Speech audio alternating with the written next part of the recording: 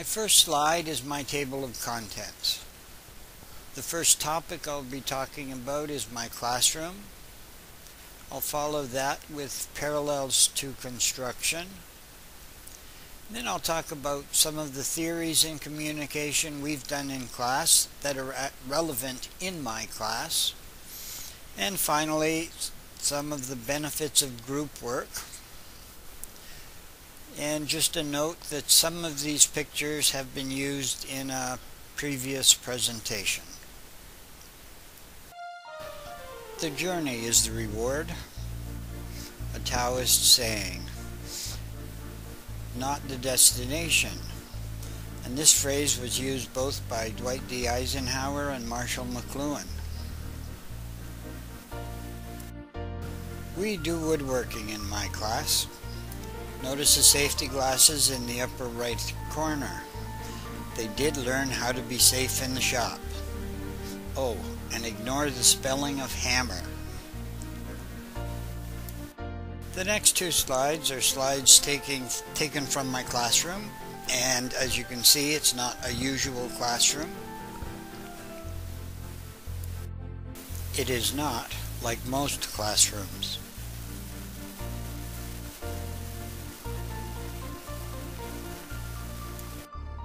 Communication is two-sided for the students I teach.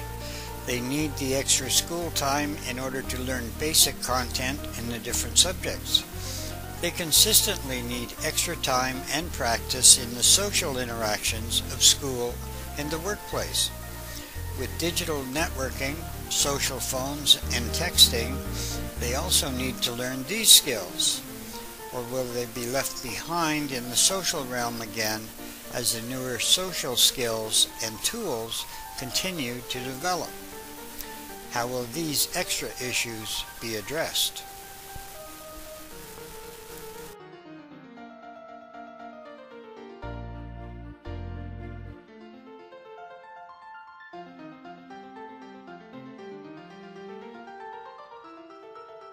Communication is a tool too. It is used to convey information and express ideas. Sometimes the ideas fit together nicely. Sometimes the ideas are not consistent with each other, and people get together to discuss the ideas, to perhaps find a solution for a problem or to clarify an issue. Most of our classes involve a wiki, which is where we gradually develop information as a group. This is also a tool for us to use in building our knowledge on the topic, starting from a foundation of basic knowledge in an area or discipline, then gradually building more and more onto the foundation until we create and apply our personal theory to the topic. Just as we would all have different ways of building a project in a shop, we also have different ways of building our knowledge. The extent of our foundation and past experience is our starting point. Familiarity with the tools is also very important. The items that we select of interest to us makes it relative, not an absolute type of knowledge. The characteristics may be quite different for each of us. The rate at which we build is also an individual element. It could be a very fast pace because there is a lot of focus, or a slow pace because there are other things occurring in our lives at that time. Building our knowledge is not at all like building a house. There is no specific plan as to the end result. There are criteria to be met, but not directions on how to meet them. Analysis of the situation is very important. To build knowledge, one starts only with the foundation and the material to build more. The vision of a completed task remains obscure until much more work is done.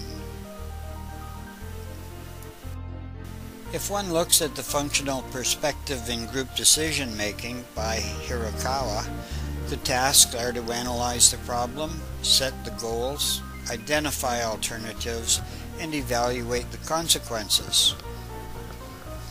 Different roles are filled by the group members according to their individual strengths.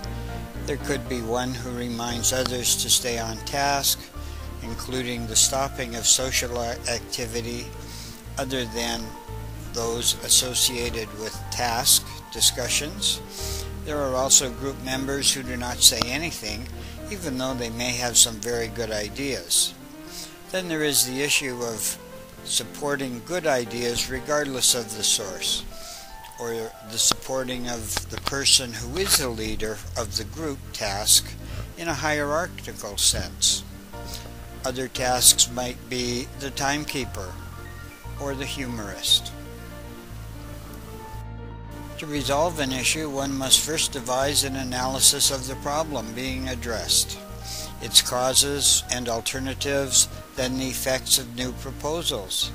This involves discussions with others who become sources of new information. Sometimes the existing ideas are examined, turned around. Sometimes they are turned inside out or upside down. One doesn't know the direction the discussions will take. The process of discussion sheds light on whether the information will be useful and will contribute to a solution. Through the discussion phase, the ideas may prove to be no longer useful. Knowing when not to continue can redirect the discussions to become more useful. The discussions continue and branch out in all directions.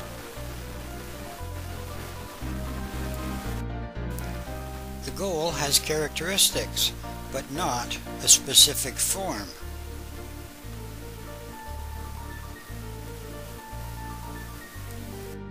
While these discussions are continuing, each group member calculates their personal risk and comfort level. It is in this field, no pun intended, that social penetration theory has a parallel. Members of a group or individuals gradually peel back layers from the outward, easy-to-read characteristics to a much deeper level.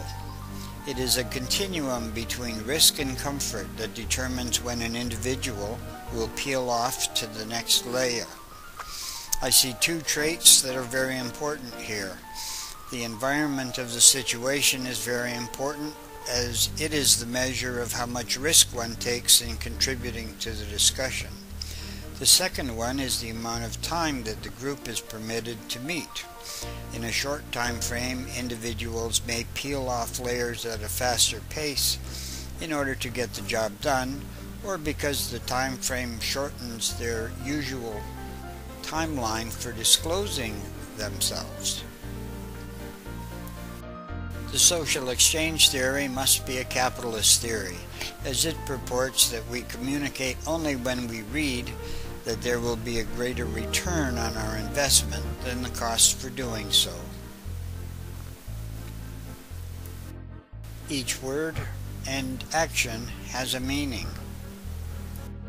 Sometimes only parts of an old theory are needed, and the rest needs to be trimmed off. When we examine theories, we need to take them apart to see if the components have any holes in their foundation. Usually, the edges need to be cut and smoothed out for the pieces to fit together. Refining the components so they do fit together and make a cohesive unit is always a challenge. After the components fit together and are refined, it is time to put them together again. The group, the ideas, the environment, and the timeline are all important. The group can be expected to create new ideas from the existing original ones.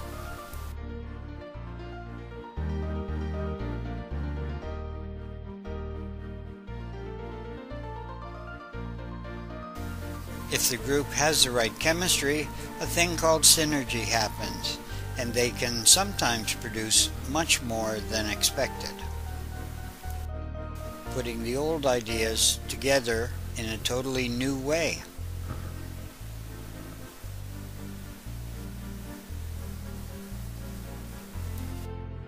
And a new theory is born.